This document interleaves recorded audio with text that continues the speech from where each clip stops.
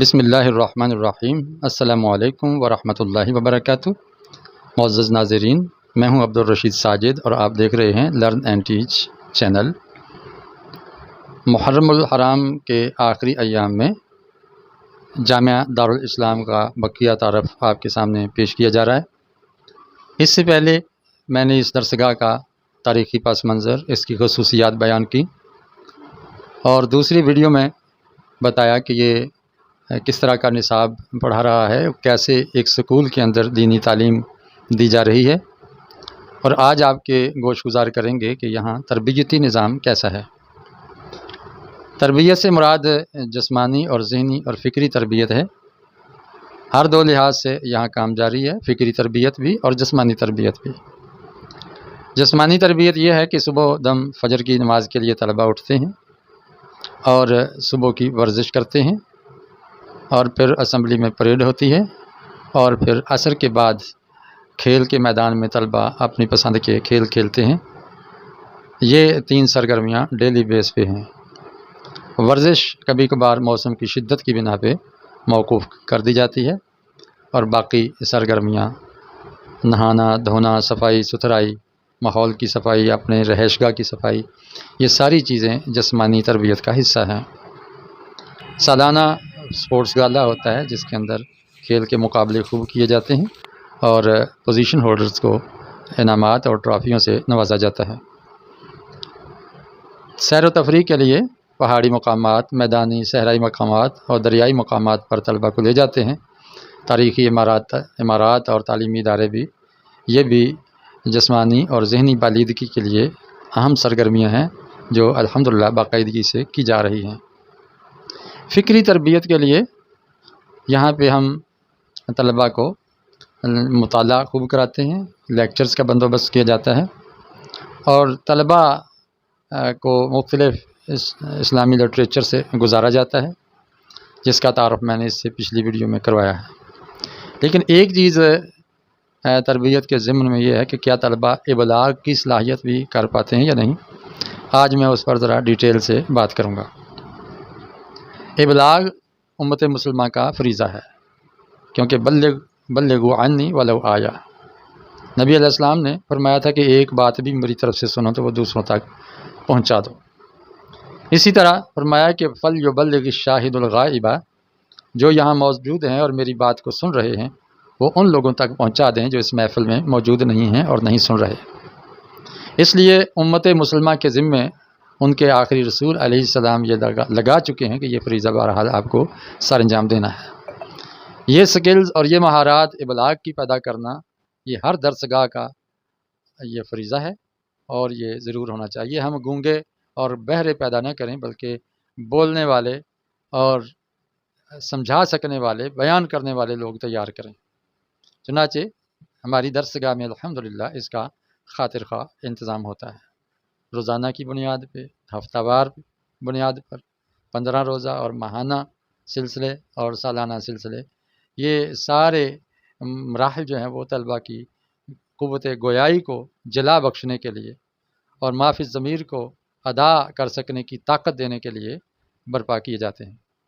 روزانہ الحمدللہ طلباء اسمبلی کے اندر باری باری آتے ہیں، کوئی نعت، کوئی تلاوت، کوئی ترانہ، کوئی کلام اقبال، کوئی درس قرآن و حدیث اور کوئی تقریر، کچھ نہ کچھ حاصل مطالعہ، کوئی نہ کوئی سرگرمی بچہ پیش کر سکتا ہے۔ ایک بزم میں یہ جو 20 منٹ کی اسمبلی ہوتی ہے، یہ روزانہ کی بنیاد پہ ہے، تو اس کے اندر 6-7 طلباء اسٹیج پہ آتے ہیں، اور اگلے روز اگلے 6-7 طلباء آئیں گے، اس سے اگلے روز اگلے 6 طلباء آئیں گے۔ اس انداز سے باری تبدیل ہوتی رہتی ہے، اور تقریباً ہفتے میں سارے ہی طلباء اس پروسیس سے گزر جاتے ہیں۔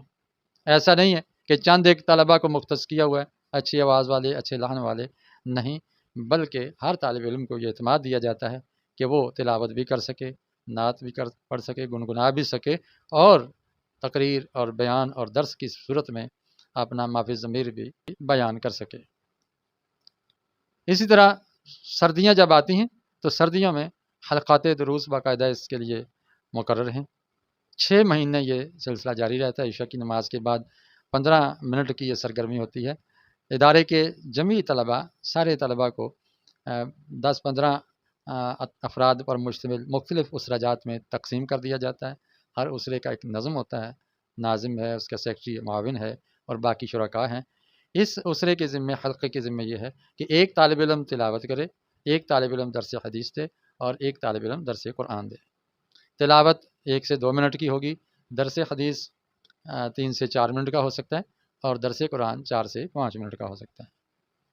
تو یہ سرگرمی بھی اسمبلی ہی کی طرح سرکولیٹ کرتی ہے۔ یہ نہیں ہے کہ ایک طالب علم روزانہ یا ہفتے میں 3-4 مرتبہ آ رہا ہو، بلکہ اسرے میں موجود کوئی بھی طالب علم محروم نہیں رہتا، ہر ایک کو سٹیج پہ آ کر اپنا بیان کرنے کا موقع ملتا ہے۔ تو یہ روزانہ کی سرگرمیاں ہیں۔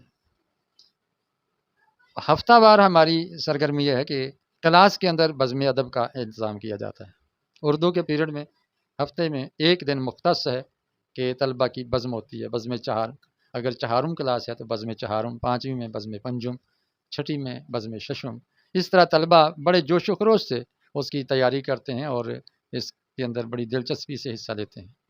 اس بزم کا ایجنڈا یہ ہوتا ہے کہ تلاوت، نعت اور ترانہ، تقریر، درس اور لطیفے، خبریں، حاصل مطالعہ، تبصرہ، یہ ساری چیزیں طلبہ میں بانٹ دی جاتی ہیں اور تمام طلبہ کو سٹیج پہ آنے کا موقع ملتا ہے۔ تبصرہ جب طالب علم کرتا ہے تو وہ جو پیش کیا گیا ہے، اس نشست کا جو مواد پیش کیا گیا ہے اس پہ تبصرہ کرتا ہے کہ کس نے اچھا بیان کیا، کس نے کیا غلطی کی، اور اپنی تجویز بھی وہ سامنے رکھتا ہے۔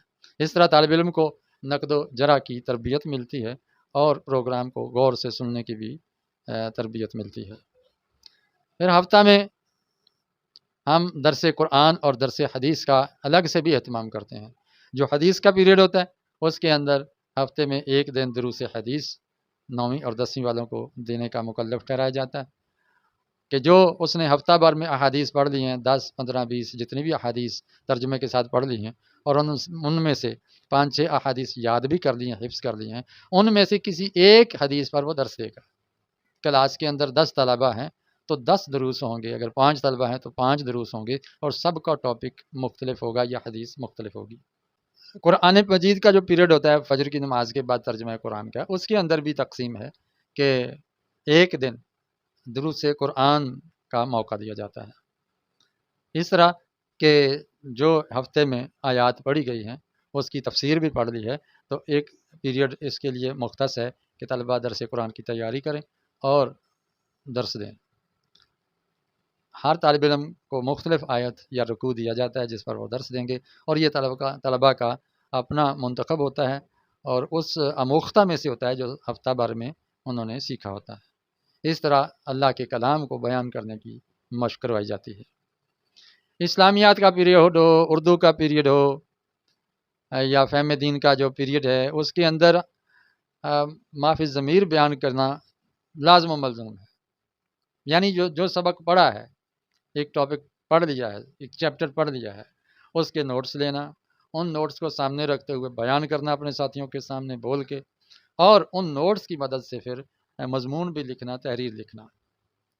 اس طرح طالب علم اپنی کلاس کے اندر بیان کر رہا ہوتا ہے۔ اگر ایک سبق 2 دن میں مکمل ہو گیا، 3 دن میں مکمل ہو گیا تو اس کے بعد ان کے ذمے ہے کہ وہ حاصل مطالعہ پیش کرے، تبصرہ کرے، تاثرات بیان کرے اور جو ٹاپک آیا ہے اس پر تقریر یا درس دے۔ ایک مبلغ امت کو چاہیے کہ وہ اپنے تعلیمی اداروں میں اس طرح کا بندوبست کرے۔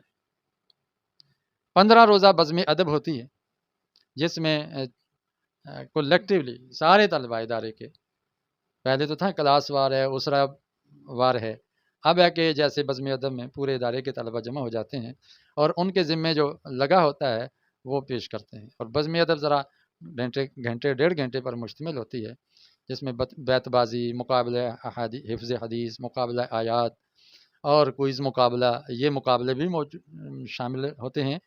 اور اس طرح باقی سرگرمیاں جو بزم ادب میں معروف و مقبول ہیں، تلاوت، درس، تقریر، مباحثہ، مذاکرہ وغیرہ، یہ ساری کی جاتی ہیں۔ ماہانہ مقابلے بھی یہاں ہوتے ہیں۔ ماہانہ اس طرح کے جو حلقات دروس بنائے ہیں تو وہ طلبہ آپس میں وہ حلقہ جات مقابلہ کرتے ہیں۔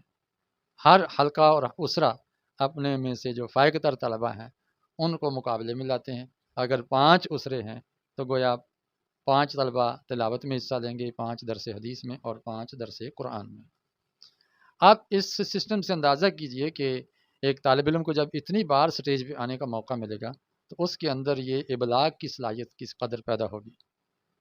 پھر سالانہ فنکشن میں ہمارے طلبہ کوئی ٹیبلو یا ڈرامے یا موسیقی کی دھنوں پر یا جو ہمارے یہاں ٹرینڈ چلا اسکولوں میں کہ پیچھے ترانہ چل رہا ہے یا کوئی نعت پڑھ رہا ہے تو وہ کیسٹ لگی ہوتی ہے، آڈیو ویڈیو چل رہی ہوتی ہے اور طالبات یا طلبہ صرف ایکشن کر رہے ہوتے ہیں۔ ہمارے سالانہ فنکشن میں ایسی بات نہیں ہے۔ طلبہ خود بیان کریں گے، خود پڑھیں گے، خود تشریح کریں گے اور خود بیان کریں گے، کیونکہ سال بھر ہر طالب علم کو اس تربیت سے گزارا جاتا ہے۔ یہ ہے ہمارا تربیت کا وہ نظام جو ابلاغ کی صلاحیت پیدا کرتا ہے۔ اس کے علاوہ جو ہم سبھی دیگر سرگرمیاں ہیں جس میں ہاسٹل کی لائف کو بہت منظم طریقے سے گزارنے کی مشق کروائی جاتی ہے، ہر سرگرمی کے لیے نگران ہیں، کھیل کے نگران ہیں، رہائش اور طعام گاہ کے نگران ہیں، مطالعہ لٹریچر اور لائبریری پیریڈ کے نگران ہیں، لائبریرین ہیں اور مختلف سطحوں پر اساتذہ کرام کو فرائض سونپے ہوئے ہیں جن کی نگرانی میں طلبہ یہ سرگرمیاں کرتے ہیں۔